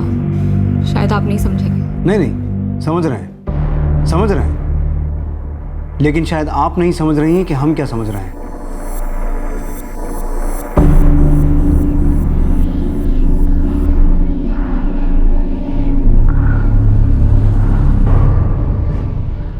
सर, दानिश, राशिद और गुरु के परिवार वाले उबल रहे हैं। एक हफ्ते से हमने उनको बिना अरेस्ट किए लॉकअप में डाला है। उमेश ने ऐसा भी क्या किया होगा जो इतनी नफरत पैदा हुई? सर, आदमी या तो गुस्से में कत्ल करता है या तो डर के मारे। शायद उमेश से कोई डर रहा था या डर रही थी। उमेश रुखसार को हर रोज फोन करता था, कॉल रिकॉर्ड्स हैं हमारे पास। लेकिन उसकी वजह से रुखसार की जिंदगी तो बर्बाद नहीं हुई ना। वो खुद मानती है कि वो उमेश से नफरत नहीं करती थी। लेकिन उसने एक झूठ हमसे ऑलरेडी बोला है सर, भाई बहनों। लगता तो मुझे भी ऐसा ही है। इस कत्ल का रुखसार से कोई ना कोई कनेक्शन तो ज़रूर है। एक लड़का जो दिन में नौकरी करता है, लड़की के पीछे दीवाना है, लेकिन लड़की की शादी हो गई, लड़का गंजेड़ी हो गया, हर रोज़ उसे फ़ोन करता है और फिर एक दिन उसे काट दिया जाता है। लेकिन क्यों काट दिया?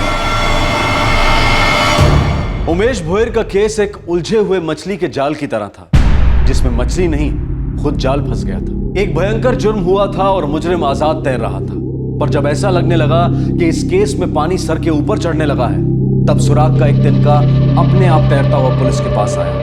एक ऐसा सुराग जिसमें इस केस का सारा रहस्य लिपटा हुआ था। एक छोटा सा झूठ का हुक फेंकते हैं, देखते हैं सच के जाल में फंसता है। साहब आपको सच्ची सच्ची बोलूं तो मेरा और उमेश का कोई ऐसा खासम खास दोस्ती नहीं था। उमेश का सबसे ज़्यादा राशिद से जमता था साहब, और राशिद और दानिश बहुत अच्छे दोस्त हैं। बहुत अच्छे दोस्त हैं, इसीलिए तेरे नाम का बिल फाड़ दिया उन्होंने। मेरे नाम का? मैं समझा नहीं साहब। क्या? राशिद और दानिश ने बयान दिया है कि उमेश का मर्डर तूने किया है। चल बता, क्यों मारा तूने उमेश को? साहब ये दोनों येड़े हो गए हैं साहब, ये दोनों एड़े हो गए हैं साहब। इनको थोड़ा माल दो फूकने के लिए कुछ भी बोल रहे हैं। आई शपथ साहब मैंने कुछ नहीं किया साहब। ये दोनों ना, क्या? जिस रात को ये उमेश आया नहीं ना अड्डे पे, जब भी वो गायब हुआ साहब। क्या हुआ था उस रात को? साहब वो रात को ये दोनों भी नहीं आए थे ना अड्डे पे, और ये दोनों फोन भी नहीं उठा रहे थे। मैं अकेला बैठा रहता झक्के मारता हुआ। और ये बात बताने के लिए तूने 7 महीने लगा दिए साहब। गुरु झूठ बोल रहा है साहब, मैंने कुछ नहीं किया। गुरु झूठ बोल रहा है और राशिद वो भी झूठ बोल रहा है। राशिद ने तेरा सारा चिट्ठा खोल दिया। दानिश, कैसे तूने रुखसार के कहने पे उमेश का कत्ल किया है? नहीं साहब, बिल्कुल नहीं साहब। कैसे तूने उमेश की लाश के टुकड़े टुकड़े करके और जांघें शिवखेड़ की खाड़ी में भिजवा दी? नहीं साहब, वो मैंने नहीं फेंकी थी। तो फिर किसने फेंकी थी? बाकी की लाश कहाँ है?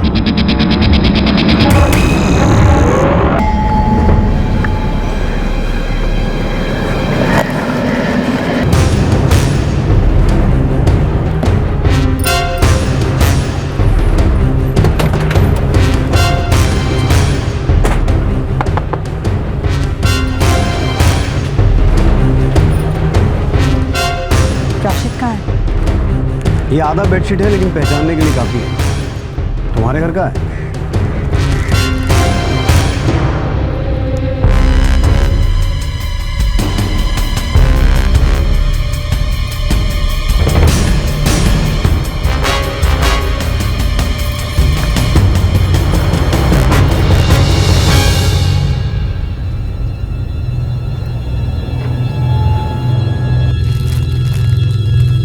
जी हाँ, ये तो हमारे घर की चद्दर है।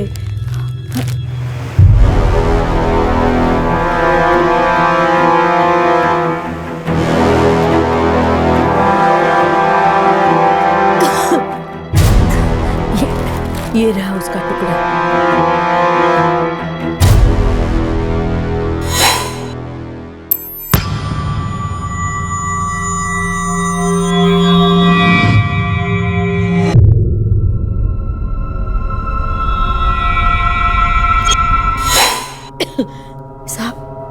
ये आपको कहाँ से मिली? खून कैसे आया इस पे? किसका खून है साहब?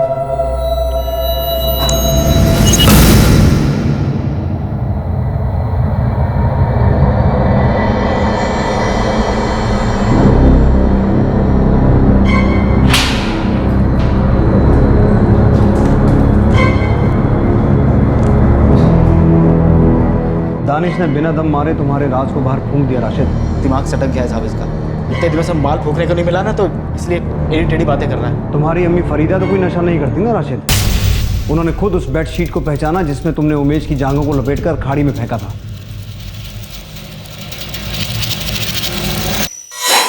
बाकी की लाश कहाँ है? बोल! इस मर्डर में मेरा कोई हाथ नहीं है साहब। जो कुछ किया वो राशिद ने किया। राशिद ने उमेश को क्यों मरवाया?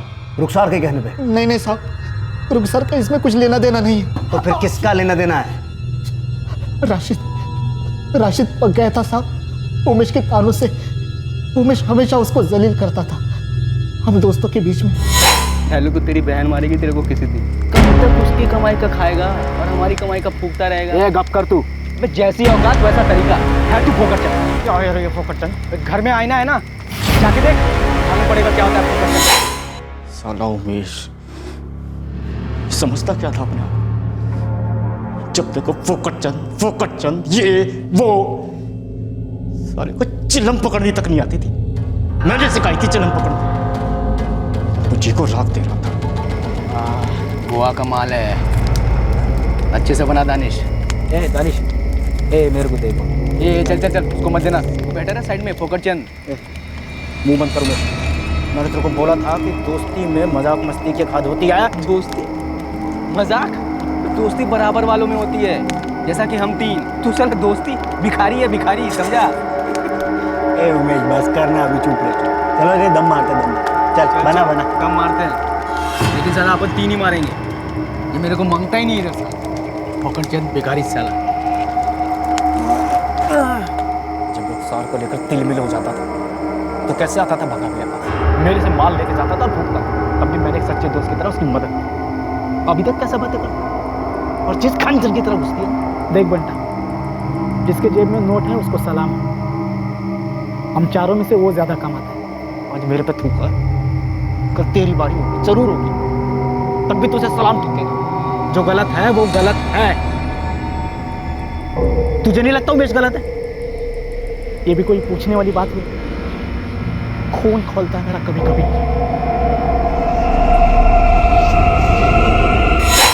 सब जैसे गांजे की लत होती है ना, ऐसी मजाक करने की भी एक लत लग जाती है, और यही लत लग गई थी उमेश को।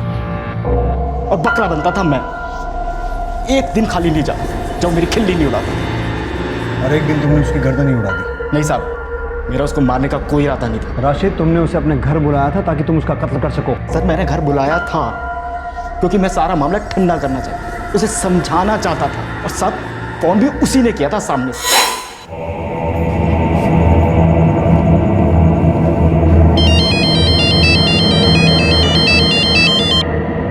अबे अड्डे पर मिल, पूरा तोला लेके आया हूँ, टॉप क्लास सामान, तेरे को भी पिलाऊंगा। काम कर, तो घर पे आ जा। सब लोग बाहर गए हैं, कल तक लौटेंगे। मेरे पास एकदम रापचिक माल पड़ा है, मस्त करके खोल दूंगा। आ जा। क्या बात कर रहे हैं, तेरे पास सामान है? माला माल भिखारी है, फिर तो आना ही पड़ेगा।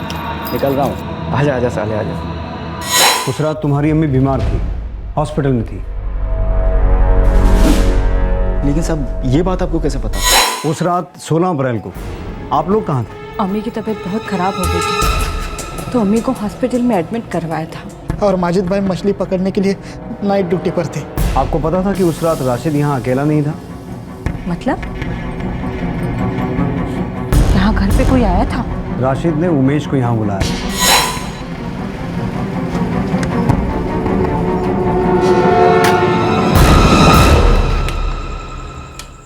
आजा। बड़े प्यार से मैंने अपनी बात उसके सामने रखी थी, लेकिन आदत इतनी जल्दी छूटती कहाँ से? फिर से मजाक करने लगा। ये ले, और एकदम स्ट्रॉन्ग होने के लिए। मेरे को बनाने के लिए दे रहे हैं, लिमिट में रह, समझा क्या? चल बना।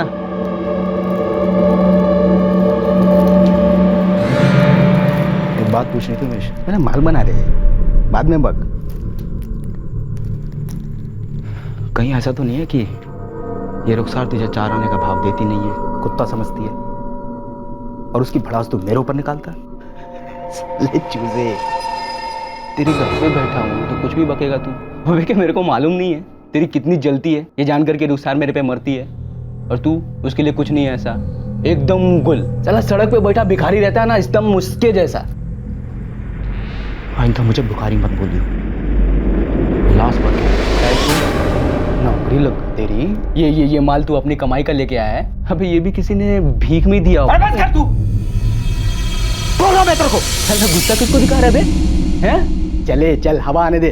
साला पूरे मूड की माँ बहन कर डाली तूने, पता है तेरे को? चल पता नहीं सब दिमाग में क्या सटका, ऐसा लगा जैसे कोई तार सी टूट गई। मेरे हाथों को पता नहीं क्या हो गया साहब, मतलब आंखों को पता नहीं क्या दिखाई दिया, मतलब मेरे सर में दिमाग में साहब, मेरा जो दिल दिमाग बदन ऐसा लगा जैसे टुकड़े टुकड़े हो गए।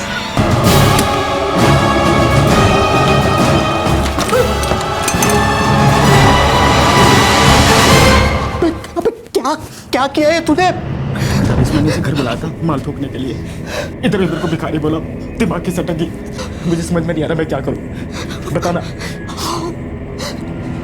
सबसे पहले इसको यहाँ से निकलना होगा। मतलब कहाँ फेंकेगा इसके? अबे कहीं भी यार, यहाँ रहेगा तो पकड़ा जाएगा तू। अरे मैं जहाँ भी फेंकूंगा यार वहाँ भी पकड़े जाएंगे, फांसी चढ़ जाएगी मुझे दानिश। एक काम करते, अलग अलग जगह पे फेंक देते। मैं नहीं समझा क्या मतलब। सर तो तू अलग कर चुका है, बॉडी के टुकड़े टुकड़े कर दे और अलग अलग फेंक दे, नहीं पकड़ा जाएगा तू।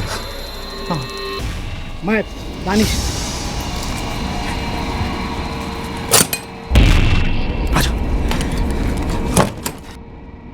वाट लग के सफाई करते करते। अबे खून किया है तूने, कीमत तो चुकानी पड़ेगी। यार ऐसे तो मत बोल यार तू। मुझे भी कीमत चाहिए, उमेश की बाइक चाहिए मुझे, उसे बेचकर पैसा रखूंगा मैं। नहीं मिल सकती तुझे बाइक। क्यों? अरे बाइक मैं बस स्टेशन पे खड़ी करके आ, ट्रेन पकड़ के घर लौटा हूँ। बाइक कहाँ पे रखा है मुझे बता, मैं जाकर ले लूंगा। नहीं चाहिए तुझे बाइक, कुछ हजार रुपए के लिए अपनी और मेरी लाइफ दोनों कटने में डाल दी तू। तुझे बड़ी पड़ी है लाइफ की है, और डेंजर की तो तू बात ही मत कर साले। अब इतना याद रख, मर्डर सिर्फ तूने किया है, मुझे सिर्फ पता है तूने किया है। मैं तो यहाँ आया ही नहीं, बॉडी तूने काटी, उसके अलग अलग टुकड़े तूने फेंके, सिर्फ तूने। समझा ना? समझ गया मेरे बाप, अब तू समझ जा। तू और मैं इस बारे में दोबारा बात नहीं करेंगे, समझा तू?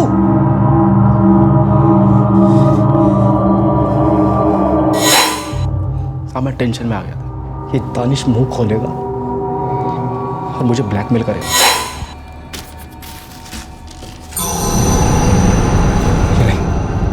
रख, और बाइक वाइक के बारे में नहीं सोचने का है, रख अपने पास।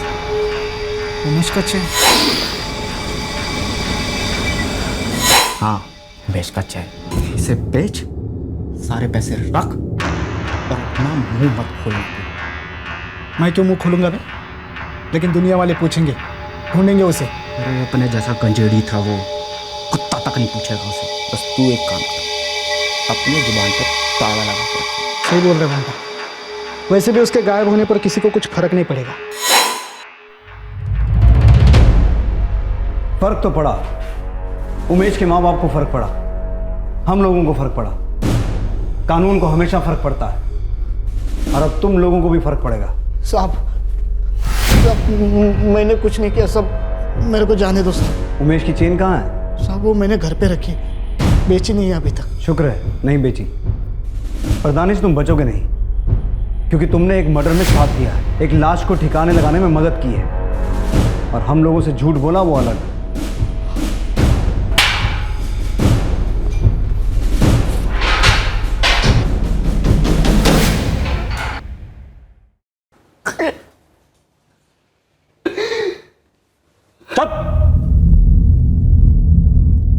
क्यों मुंह खोला तूने?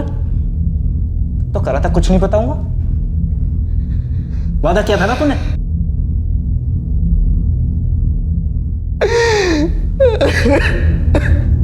खून खोलता है मेरा।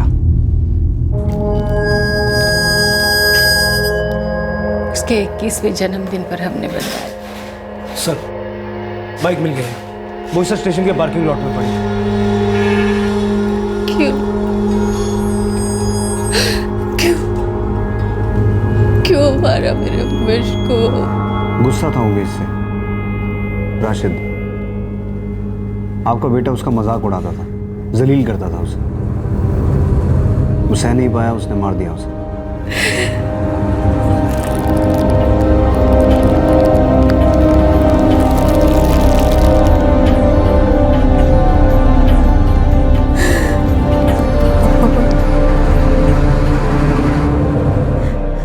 यही इसी घर में हमारे राशिद ने अपने ही दोस्त का कत्ल किया, मोटी मोटी कर दी उसकी।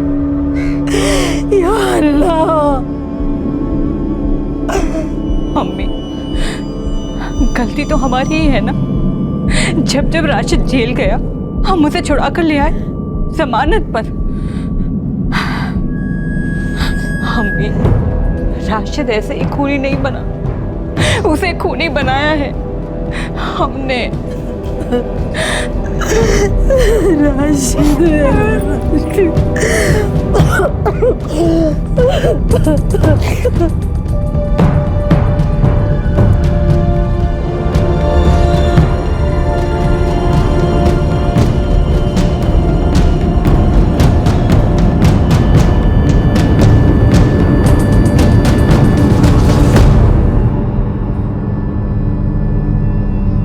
कत्ल और सबूतों को मिटाने के जुर्म में पुलिस ने राशिद और दानिश को आईपीसी की धारा 302, 201 और धारा 34 के तहत गिरफ्तार किया है। कत्ल में इस्तेमाल हुआ चॉपर पुलिस ने राशिद के घर से बरामद कर लिया। राशिद ने उमेश भोईर की लाश के ज्यादातर टुकड़े समंदर में फेंके थे, जो कभी किनारे पर आए ही नहीं, और कचरा डंप में फेंके गए कुछ टुकड़े भी पुलिस के हाथ कभी नहीं लग पाए। रुखसार के घर के पास से मिले कटे हुए हाथ किसके थे, इसका पता चलना अभी बाकी है। ऐसे केसेस में इन्वेस्टिगेशन काफी लंबी खिंच जाती है। उमेश का केस क्रैक होने में लगभग 7-8 महीने लग गए। इस केस की तहकीकात ने एक और मर्डर केस का पिटारा खोला, जो था मीनाक्षी लोखंडे मर्डर केस। इस केस की तहकीकात में भी पुलिस और फोरेंसिक टीम का काम सराहनीय था। मीनाक्षी दिगंबर माने के घर बिन बुलाए मेहमान की तरह पहुंच गई, लेकिन दिगंबर एक वक्त के बाद उसके साथ रिश्ता नहीं रखना चाहता था। लेकिन मीनाक्षी अपने लिए दिगंबर की बढ़ती हुई नफरत को महसूस नहीं कर पाई और उसे अपनी जान गंवानी पड़ी। दूसरी तरफ रुखसार उमेश के साथ किसी भी तरह का रोमांटिक रिश्ता नहीं रखना चाहती थी, लेकिन उमेश उसकी ना को सुन नहीं पाया और अपने दर्द को नशे में घोटकर पीने लगा। लेकिन इस दौरान उसने ये कभी नहीं सोचा कि रुखसार के ना मिलने के फ्रस्ट्रेशन को वो अपने दोस्त राशिद को जलील करके निकाल रहा है। इसमें कोई दो राय नहीं कि किसी भी किस्म के नशे की लत शरीर के साथ साथ इंसान के जमीर और आत्मसम्मान को भी खोखला कर देती है। पर इस केस की सबसे बड़ी सीख, किसी को भी टेकन फॉर ग्रांटेड नहीं लेना चाहिए और ना ही किसी को नीचा दिखाना चाहिए। 24 घंटे लगातार अगर किसी की रैगिंग की जाए, उसकी खिल्ली उड़ाई जाए, उसकी इंसल्ट की जाए, तो नतीजा अक्सर हिंसक और क्रूर हो सकता है। आपसे अब मुलाकात होगी अगले शुक्रवार को। याद रखें कि कल यानी कि 21 जून को क्राइम पेट्रोल सतर्क का एपिसोड टेलीकास्ट नहीं होगा। आपसे फिर मुलाकात होगी एक और नए केस के साथ। तब तक अपना ख्याल रखें, सुरक्षित रहें और याद रखें, किसी की निंदा करने में समय लो, पर प्रशंसा तुरंत करो। सही वक्त, सही कदम, सतर्क रहें। जय हिंद। ऐसे और भी मजेदार वीडियो के लिए हमारे चैनल को लाइक, शेयर और सब्सक्राइब करें।